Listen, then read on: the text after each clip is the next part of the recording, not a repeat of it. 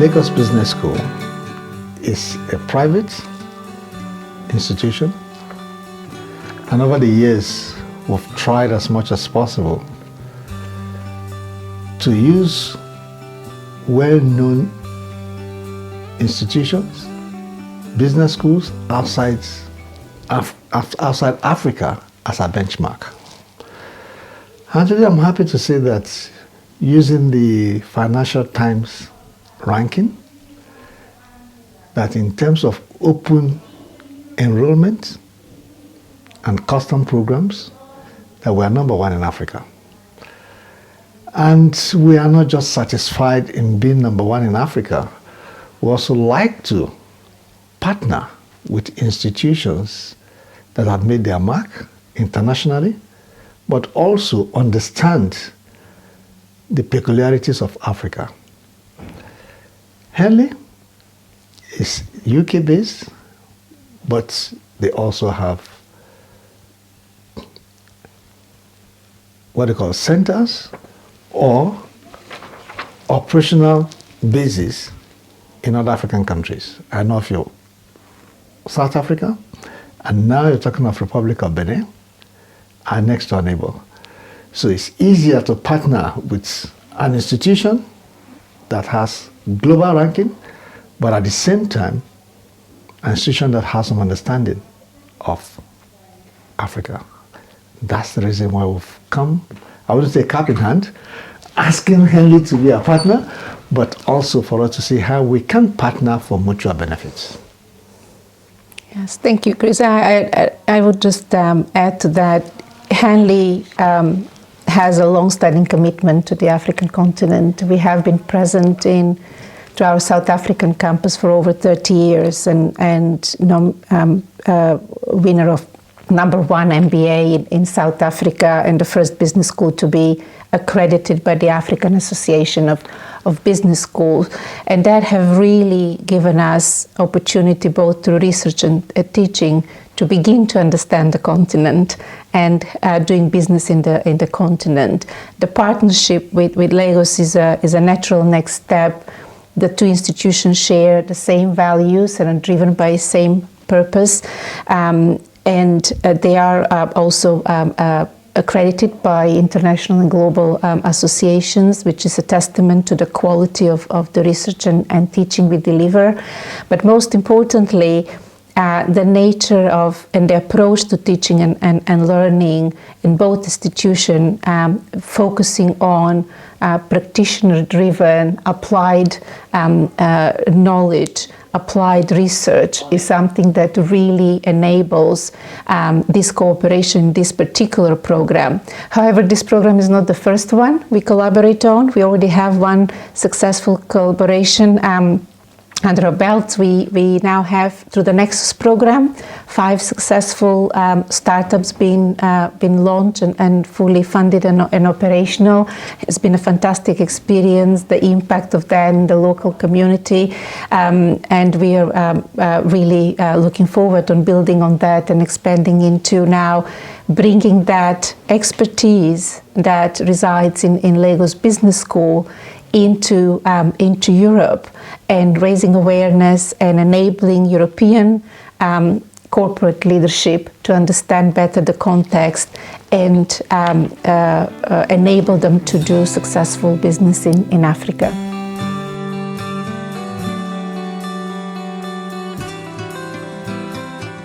Well, Africa is the next frontier, and with a lot of potential. The growth rate in Europe, in America, has slowed down. In Asia, it has also slowed down apart from China and India. But Africa has enormous potential for growth. One, is a young continent. And as a matter of fact, by the year 2040, Africa will have the highest population of young people anywhere in the world. And also a source of labor, because many of these young Africans want to be educated and want to acquire the skills needed to drive business but also run their countries. In the past, Africa has been known for a lot of crises, war, but somehow we have some peace. And democracy is actually reigning in Africa. We have a lot of raw materials. Key raw materials needed by most organizations can be found in Africa.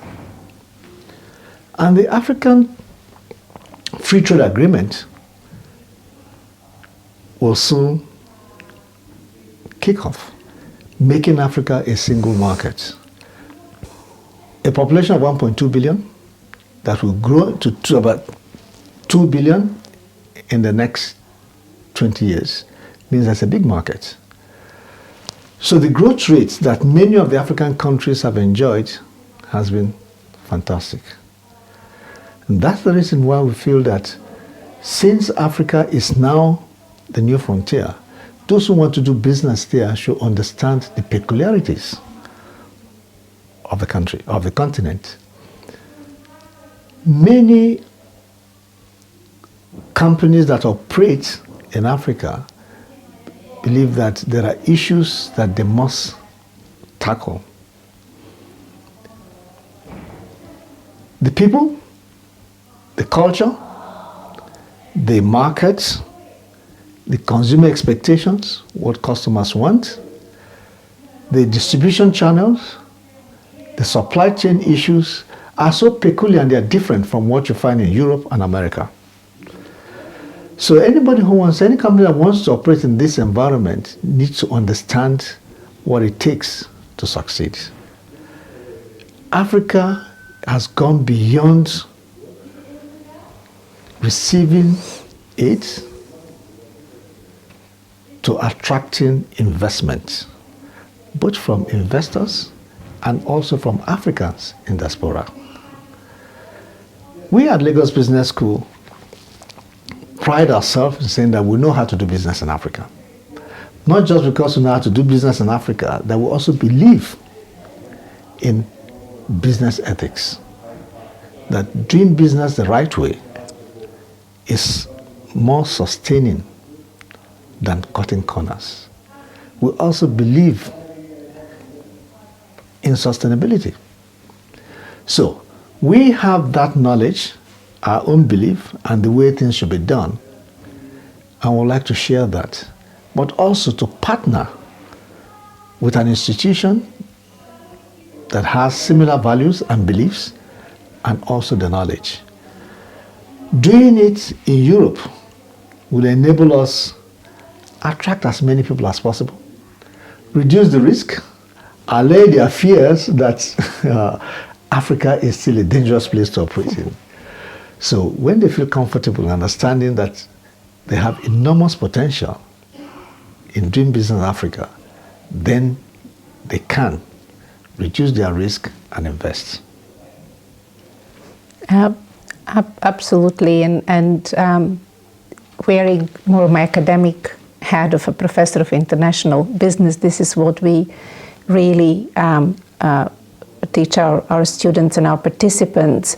The biggest cost of entering a foreign market is the cost of being foreign, the cost of the unknown. And this is what we are trying to do with this partnership, to join our knowledge and our experience of operating and working in European and African context for so many years, and translate that into the context that will be relevant and equip European leaders and executives to overcome that risk of unknown, of foreigners entering the African continent and being successful in what they want to achieve in their whatever their strategic objective is. One thing that I would add to what was shared about the potential of the African continent is something that it's not necessarily obvious to those that are looking at as a potential resource, whether that's natural resources or young population as in talent, or size of population as in market size. is the diversity of the continent. We talk about Africa as one entity, but actually it's a huge diversity, which then is a huge source of creativity.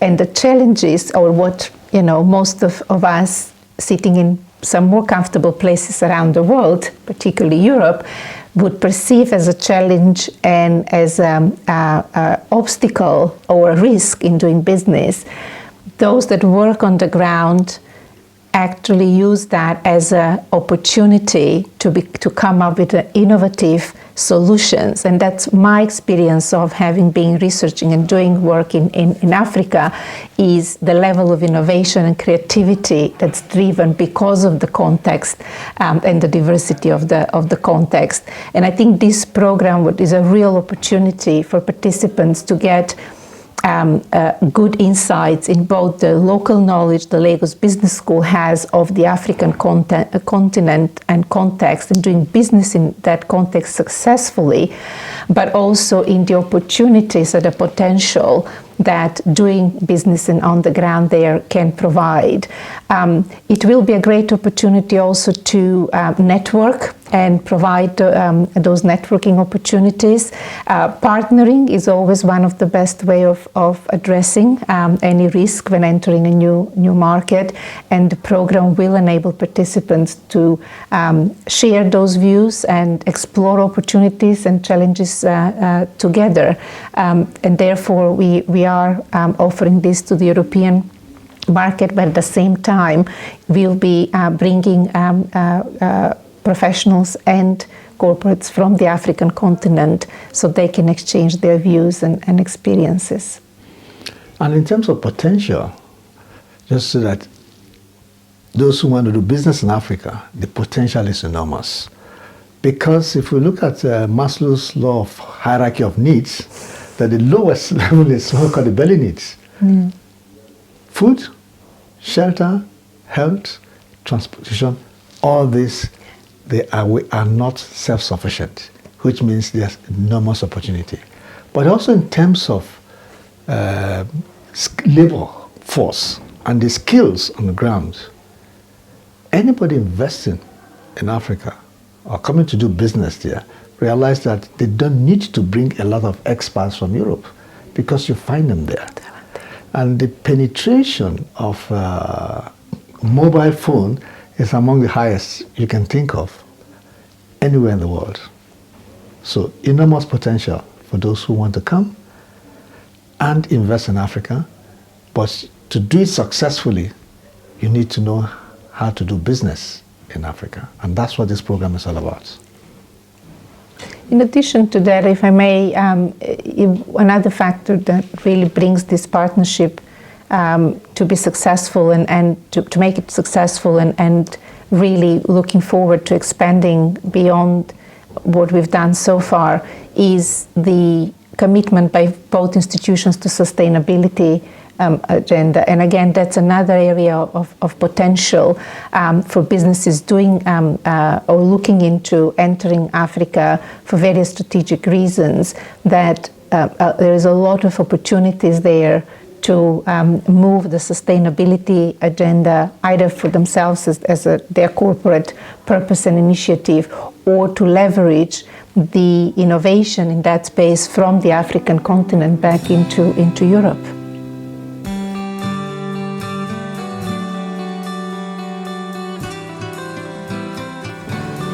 Well, ChatGTP is not going to throw us out of business.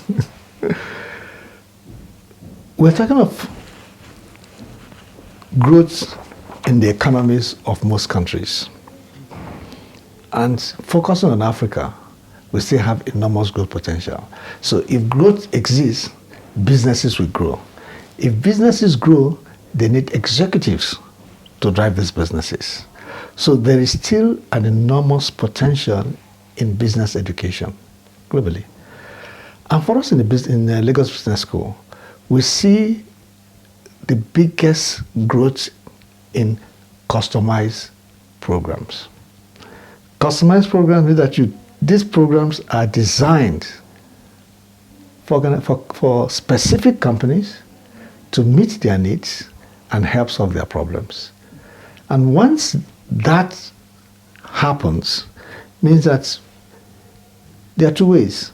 Part of it can be online, virtual, but most of it will be in person, where we bring all of them together to brainstorm, look at their issues, their problems, and see how they can solve them and guide them in the right direction.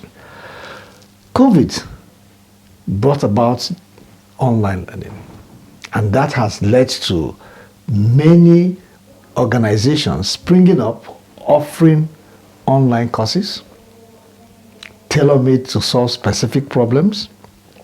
No issues with that. But as you grow in an organization, as you move up the ladder to C-suites, it is not what you want to learn online that matters. It is whom you come in contact with, whom you interact with, how you share experiences, and how you learn from your peers that becomes interesting. And that's in the in-person training. Executive development is still relevant and will remain relevant for a very long time. As long as we can design that experience to be exciting, pleasant, that will be the key in getting people. So for me, the world of business education is hybrid. It's not fully online and not 100% in-person, hybrid. If I have the time, I come into class. If I don't have, I can join online. So hybrid is the future of business education. Yes, I absolutely agree with Chris. The business education, the need has been put in the spotlight. Research tells us that good, capable managers and leaders can make a significant impact on driving organizational success time and again. But the past 3 to 4 years during COVID, we were witness the real impact of those organizations that had capable leadership, well-equipped, trained leadership and management with abilities for critical thinking, for problem solving, for systems thinking, that were able to quickly see the implications, find the solutions in an innovative way, have really pushed the need for a strong, solid business and management education. So I think in the future of business education, it says, if anything, will be more exciting than it ever has been. Yes, there is blurring of boundaries between industries, there is blurring of boundaries between subject areas. Technology is a big driver of that. But we also at the same time see the importance of the soft skills, the behavioral capabilities, the ability to relate to people through empathy, through inspiring other people, motivating at hard times, at challenging times, and purely through times of change that technology usually initiates. That particular impact, again, I completely agree with Chris. It's a tool. Tools will keep to evolve, and they will a change of how we do things. But what we do and why we do it, I don't see that changing in any near future. So the bottom line is we're not going out of business. No. We may change our business model slightly, but we'll still remain in business. As long as the organizations, business organizations, as they grow, we grow with them. Even when they downsize, they still need us. Because when they do that, they lay off people, put people into new positions, and those people will still require skills and knowledge to enable them survive. So I always say that business schools are lucky. When the economy is booming, they can grow their business. When the economy is shrinking, they can also grow their business. Head or tail will win. Absolutely. And as long as we are relevant to them and we do research and deliver education that helps them to address their challenges and opportunities. Business schools and business education has a bright future.